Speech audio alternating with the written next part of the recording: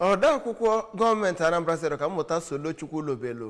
emego ka mmata na usoro nke gọvanọ Chukwuma Soludo nke ọchịchị ya bụ nke dị njikere inye ndị Anambra ihe ha chọrọ n'ego ha na-atụ dịka ụtụ isi na ego ọbụla atụrụ na ga-ekwurịrị maka ya mara ego ihe eji ya wee mee. Ọkammụta Chukwulobelu mere ka mmata nke ọ na-enye nkọwa banyere mmụ ego ọrụ 2025 nke ụlọ ọrụ ya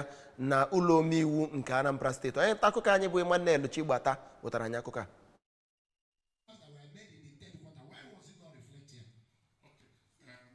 Onye kọmishọna na-ahụ maka ọrụ ugbo na steeti a bụ Dọkịta Foster Ihejiọfọ na ogbo ya na-ahụ maka ụlọ bụ Honorable Polly Onyeka mgbe ha na-akọwapụta amụma ọrụ ha n'ụzọ dị iche iche ihe ha megoro na ngalaba ha ma kwunwe na ya bụ ọrụ niile ha megoro na ngalaba ha bụ nke dị mma ma kwuo na ha ga-aga n'iru imekwa nke ọma n'afọ na-abịanụ. N'okwu ha dị iche iche onye isi House Committee Chairman na ihe gbasara ọrụ ugbo na steeti a bụ Honorable Jude Umennajiego nakwa onye Committee Chairman na-ahụ maka ụlọ bụ Honorable Nonso Atuchukwu na ogbo ya bụ onye isi ndị Finance nakwa Appropriation bụ Sir Ejike Okechukwu kwuru na ọgbakọ omebe iwu nke 8 bụ ndị ga-abagide ịlụsi ọrụ ike hụ na ebumnobi ndị Anambra bụ nke pụtara ihe n'imetụta ngalaba niile dị na steeti a maka ọdịmma ndị Anambra.